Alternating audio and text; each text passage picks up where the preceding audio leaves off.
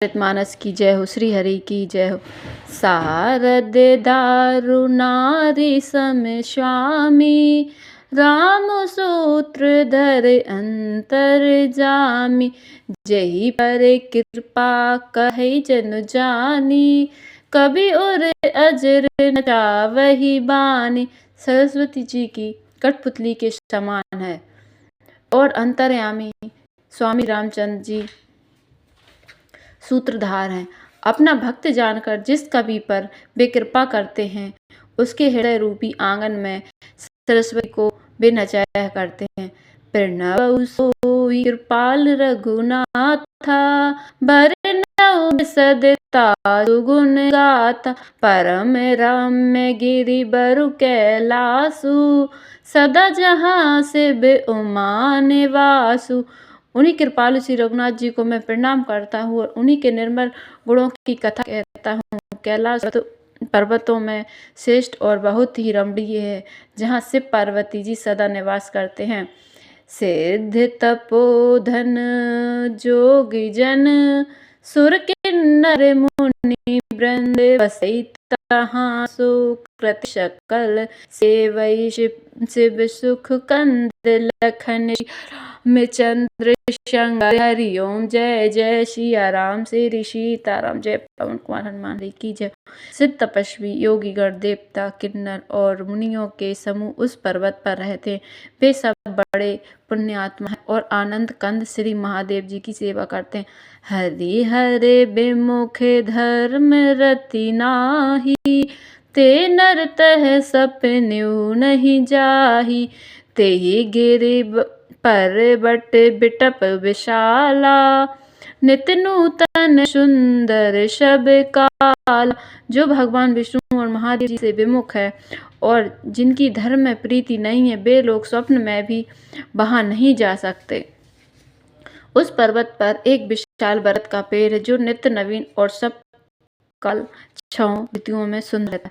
त्रिभुज समीर सुशीतली छाया, शिव श्याम बिटप श्रुति गाया, एक बार तेहि तर प्रभु गयु, तरु बिलो के ओर अति सुख भयु। वहाँ तीनों प्रकार की शीतल मंद और सुगंध वायु बहती रहती है और उसकी छाया बड़ी ठंडी रहती है। वह शिव जी के विश्राम करने का वृक्ष है, जिसे वेदों ने गाया है। एक बार प्रभु श्री शिव जी उस वृक्ष के नीचे गए और उसे देखकर उनके हृदय में बहुत आनंद हुआ।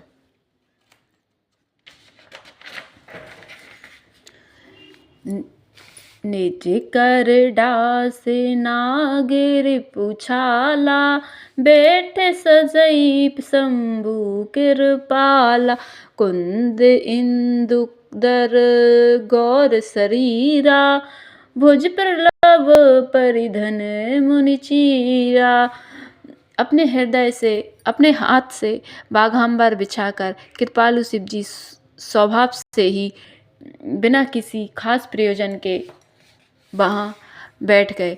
कुंद के पुष्प, चंद्रमा और शंख के समान उनका गौर शरीर था।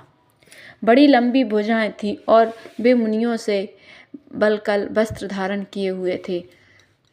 तरुण अरुण अम्बुज समचरना, नख दुति भगत हृदय तम हरना, भुजग भूति भूषण त्रिपुरारी, आननु शरद चंद्र छबिहारी।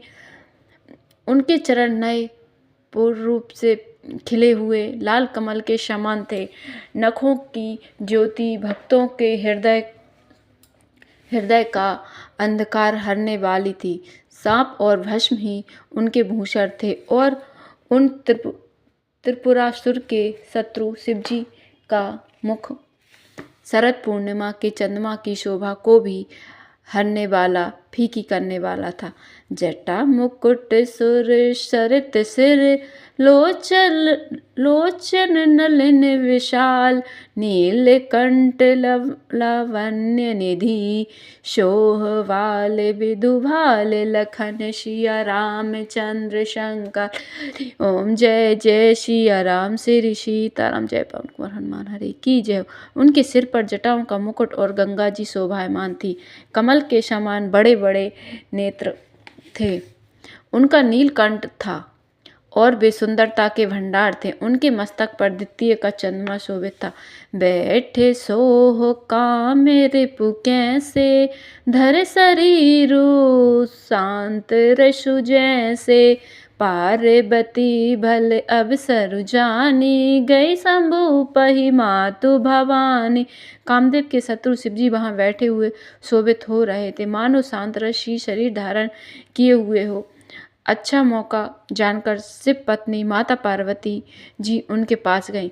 जान प्रिया आदरु अति कीना, बाम भाग्य आसनु हर दीना, बैठे शिव समीप हर साई, पूर्व जन्म कथा चित आई। अपनी प्यारी पत्नी जानकर शिवजी ने उनका बहुत आदर सत्कार किया और अपनी बाईं ओर बैठने के लिए आसन दिया। पार्वती जी प्रसन्न होकर शिवजी के पास बैठ गई। उन्हें पिछले जन्म की कथा स्मरण हो गई। पति ही ये हेतु अधिक अनुमानी, बेशियो माँ बोली प्रिय वाणी, कथा जो सकल लोक हितकारी, सुई पूछन चह शैल कुमारी। स्वामी के हृदय में अपने ऊपर पहले की अपेक्षा अधिक प्रेम समझकर पार्वती जी ने हंसकर प्रिय वचन बोली। यज्ञवालक जी कहते हैं कि जो कथा सब लोगों का हित करने वाली है उसे ही पार्वती जी पूछना चाहती हैं। विश्वनाथ मम नाथ पुरारी, त्रिभुवन महिमा विदित तुम्हारी, चरु अरु अचर नाग नर देवा, सकल करई पद पंकज सेवा। पार्वती जी ने कहा, हे संसार के स्वामी, हे मेरे नाथ, हे त्रिपुरासुर का वध करने वाले, आपकी महिमा तीनों लोकों में विख्यात है। चर अचर नाग मनुष्य और देवता सभी आपके चरण कमलों की सेवा करते हैं। प्रभु समरथ सर्वज्ञ शिव, सकल कला गुण धाम, जोग्य ज्ञान वैराग्य निधि, प्रणत कल्पतरु नाम लखन, सिया रामचंद्र शंकर हरि ओम। जय जय श्री सीताराम। जय पवन कुमार हनुमान हरि की जय हो। रामचरितमानस की जय हो।